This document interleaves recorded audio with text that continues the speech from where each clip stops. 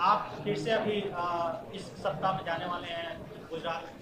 चुनाव की घोषणा को कैसे देखते हैं और आपकी पार्टी कितने सीटों पर लड़ेगी? नहीं नहीं, हम जो डेट्स का अनाउंसमेंट ईसीआई ने किया है हम उसका वेलकम करते हैं। अब शेड्यूल ईसीआई ने अनाउंस कर दिया है, तो हमारी पार्टी तो पहले से ही विधानसभा के चुनाव की तैयारी में लगी हुई थी। अब जाहिर है हमको और अपनी तैयारी को तेज़ करना पड़ेगा, और बहुत से जिन कॉन्स्टिट्यूंसी से हमको अपने कैंडिडेट खड़ा करना है उस ताल्लुक से हमारे गुजरात के अध्यक्ष जनाब साबिर भाई साहब तय करेंगे। और हमारी पार्टी की तैयारी तो ठीक है। अब फिर हम जाएंगे और गुजरात की विधानसभा में हमारी पार्टी के उम्मीदवारों की कामयाबी के लिए हम पूरी कोशिश कर रहे हैं, और हमको यकीन है कि इंशाअल्लाह कामयाबी मिलेगी। क्या मुद्दे रहने वाले हैं जिन पर आप लड़ने वाले हैं, और आपको क्या लगता है इस बार इस चुनाव के मुद्दे क्या रहेंगे? बहुत से अवामी मुद्दे हैं, जनता के मुद्दे हैं, कोई एक मुद्दा बोल के नहीं है। गुजरात में एक मिस गवर्नेंस भाजपा का रहा है, जिसकी वजह से कोविड के वक्त बहुत से लोगों की मौत हुई, बहुत से लोगों को जो हेल्थ अस्पतालों में मिलना था सहूलतें वो नहीं मिली। महंगाई एक बहुत बड़ा मुद्दा है, लोगों की तनख्वाहें कम हो चुकी हैं, बिजनेसेस कमज़ोर पड़ चुके हैं, और साथ ही साथ हमारी कोशिश ये है कि भारत की लोकतंत्र में जहाँ पर सब समाज को, समुदायों को उनका एक मुकाम और इज़्ज़त मिली है, उसी तरह से हम कोशिश कर रहे हैं कि अल्पसंख्यक समाज हो, दलित समाज हो, आदिवासी समाज हो, इन सबको उनकी एक लीडरशिप बने, उनकी एक आवाज़ रहे। तो ये अहम मुद्दे हैं गुजरात के चुनाव में, और बहुत से और भी मुद्दे रहेंगे। विधानसभा के इंडिविजुअल इश्यूज हैं, प्रॉब्लम्स हैं। अभी जो मोरबी में हादसा हुआ है सर, क्या वो कोई मुद्दा होगा वोटर उस हादसे को लेकर? क्योंकि अभी ताजा हादसा है, इलेक्शन कमीशन ने बोला कि ये डिले हुआ अनाउंसमेंट है मोरबी की वजह से। नहीं, जो मोरबी में हुआ वो निहायत ही अफसोसनाक है। वो भी गुजरात की हुकूमत की मिस गवर्नेंस की एक मिसाल है कि जिस कंपनी को ठेका दिया गया था उनको तो इसका तजुर्बा था ही नहीं, और उन्होंने कुछ काम उस पर जिस तरीके से करना था, और वहाँ की म्यूनसिपैलिटी, वहाँ की जो सिविक अथॉरिटीज़ है, उन्होंने उसका टेस्ट भी नहीं किया, फिटनेस सर्टिफिकेट दिया नहीं, तो जाहिर है ये एक मिस गवर्नेंस का इशू है। सर, आज आपने अभी सुबह ट्वीट किया है कि मैं मुसलमान हूँ, इसके फख्र है मेरे को, और मैं कभी हिंदू के खिलाफ नहीं था, कभी बोला नहीं हूँ और ना कभी बोलूँगा। क्या वजह रही सर? ये वजह क्या है भाई? जब आप पब्लिक स्पीच देते हैं तो उसमें आप इन चीज़ों को उठाते हैं, तो इसलिए हमने कहा है।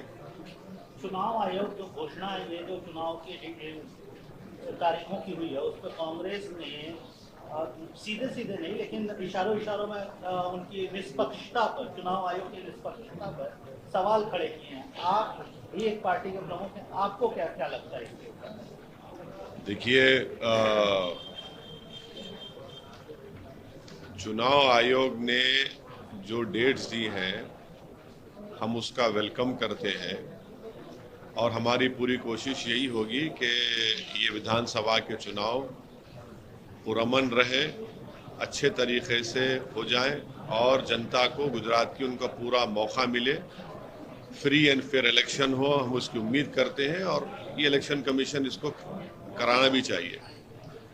अब इससे बढ़कर मुझे कोई कहने की जरूरत नहीं है। सर, कल हमारे चैनल पे जेपी नड्डा, जो कि भारतीय जनता पार्टी के अध्यक्ष है, उन्होंने आपका नाम लेके काफ़ी सारी बातें कही कि आप सिर्फ मुस्लिम माइनॉरिटीज़ की राजनीति करते हैं, सिर्फ 20% की राजनीति करते हैं, और ये देखा गया है कि जो भी मोदी जी के स्कीम्स है उसका फ़ायदा, चाहे वो उज्ज्वला स्कीम हो या फिर इज्जत घर हो, सभी मुसलमानों को भी उसमें दिया गया है, सभी नीडी। तो मैं उनको ये कह रहा हूँ कि आप जब इतना बड़ा दावा कर रहे हैं तो आप एक लिस्ट दे दीजिए आप ही के चैनल को, उज्ज्वला में, घर की स्कीम में, बल्कि उससे बढ़कर मैं कह रहा हूँ जो प्रधानमंत्री के नाम से स्कीम है मिनिस्ट्री ऑफ माइनॉरिटी वेलफेयर में,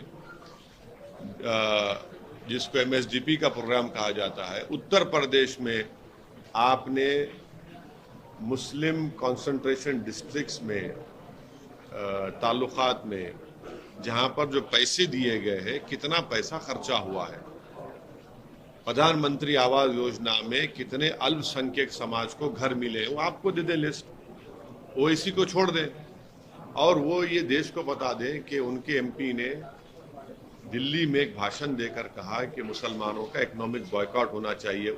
उसके ऊपर अभी तक केस नहीं बुक हुआ। क्यों नहीं बुक हुआ केस? लेकिन कल उन्होंने सुनिए, केस नहीं बुक हुआ उनके ऊपर, इसीलिए सुप्रीम कोर्ट को ये कहना पड़ा कि सो मोटो एक्शन लो। सवाल असदुद्दीन ओवैसी नहीं है, सवाल देश का है। आप 80-20 की आप बात किसने की? आपका मुख्यमंत्री ने की। तो क्या आप 20 होना कोई गुनाह है इस देश में?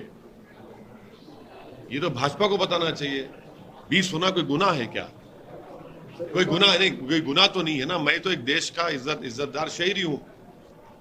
आपको बताना पड़ेगा, आपके चैनल को बता दें। वो ये एक और मीडिया बात कही कि जो लोग लाइन क्रॉस कर रहे हैं, कल नड्डा जी ने कहा हमारे इंटरव्यू में कि उनके ही पार्टी के जाकर कोई लाइन क्रॉस कर रहा है तो उनको लाइन में भी काम किया जा रहा है, तो कोर्स करेक्शन भी हो रहा है वहाँ पे। हाँ, हम सुप्रीम कोर्ट ने देखा ना, लोग गए थे। धर्म संसद आप ही के प्रदेशों में होता है। धर्म संसद में गालियां दी जाती हैं महात्मा गांधी को, उन्हीं के पार्टी के महिलाओं को, फिर मुसलमानों को। तो कोर्स करेक्शन कहाँ हो रहा है? उनका एमपी दिल्ली का इकोनॉमिक बाइकआउट की बात किया है। क्या क्या बोलते हैं, रोज कोई ना कोई बात आती है। तो ये तो उनकी ऑफिशियल लाइन है, कोई कोर्स करेक्शन, लाइन करेक्शन नहीं हो रहा है। कांग्रेस भी आपको बी टीम बोल रही है सर, बोलती है कि बीजेपी की बी टीम है। आज फिर से कांग्रेस के नेताओं ने बोला कि गुजरात में आप लड़ रहे हैं, बीजेपी की मदद करने के लिए लड़ रहे हैं। अभी हम क्या करने वाले हैं, अगर ये कांग्रेस, बीजेपी और दूसरी पार्टियां तैयार हो जाए तो हमारा इरादा ये है कि अहमदाबाद के रिवर फ्रंट पर हम अपने पार्टी के पैसों से इन लोगों को बिठाकर एक जो भी खर्चा होगा करेंगे, वो तय कर ले हम क्या है। वो तैयार हैं कि वो रिवर फ्रंट पर बिठा देते हैं उनको। अब चाय तो नहीं बना पाएंगे, मगर जो भी अहमदाबाद की चाय बिस्किट होगी हम खिला देते हैं उनको, डोकला भी रख देते हैं। वो तय कर लें बैठ के कि हम क्या हैं। मगर नहीं, हमको इनके सर्टिफिकेट की जरूरत नहीं है और जितना ज्यादा वो बोलेंगे हमको, उससे हमको फायदा ही होने वाला है। बोलते रहिए, हमको कोई फर्क पड़ने वाला नहीं है। देखिए, हम अपनी पार्टी के लिए, अपनी पार्टी के कैंडिडेट्स के लिए काम करते हैं और इस तरह से जो लोग झूठ बोलते हैं, बकवास करते हैं, इससे क्या फर्क पड़ता? कोई फर्क पड़ने वाला नहीं। कितने सीटों पे लड़ेंगे सर? हाँ, कितने सीटों पे लड़ेंगे? अभी वो हमारे गुजरात के अध्यक्ष इसका तय करेंगे। कोई अंदाजा? नहीं, वो तय करेंगे। मैं नहीं तय करने वाला हूँ। वो आप कह रहे हैं कि उनको बैठाकर जो है कि ताकि आपस में फैसला हाँ, वो बैठ के फैसला कर ले। लेकिन आपकी पार्टी के बारे में वो फैसला करे तो ये नहीं, हमको क्या नाम पुकारा जाए वो आपको मंजूर है? नहीं, हमको मंजूर नहीं है भाई। कभी एक ये बोलते, कांग्रेस एक बोलती, बीजेपी एक बोलती है, दूसरी पार्टी एक। हम तो तीनों को बिठा देते हैं चार रिवर फ्रंट पे। देखिए, रिवर बैठ के आप तय कर लीजिए। गुजरात का चुनाव है ना, आप तय कर लीजिए। कम से कम हमको गाली देना है तो एक ही गाली दो, एक गाली, वो एक इल्जाम तो मिल के दो, कोई बात नहीं। गुजरात और हिमाचल में चुनाव है सर, राहुल गांधी तेलंगाना में पदयात्रा कर रहे हैं। मुझे उस पर कुछ कहना नहीं है, उनका पार्टी का प्रोग्राम है, वो बताएंगे क्या करेंगे। मुझे उससे कोई मतलब ही नहीं है। एमआईएम के टारगेट वोटर्स कौन रहने वाले हैं और साथ ही हर अनेक देखिए, जो है पार्टी की तरफ से आप लोग लड़ देखिए, वोटर को टारगेट बोलना वोटर की तौहीन है। मतदान जब होता है, जो वोटर होता है, हम तमाम की कोशिश होगी कि हम हमारे हक में वोट दें और उसके लिए हम पूरी कोशिश करेंगे। तो टारगेट जरा बहुत ही क्रूड वर्ड है। हम कोशिश करेंगे उनका दिल जीतने के लिए, उनको समझाने के लिए कोशिश हो रही है।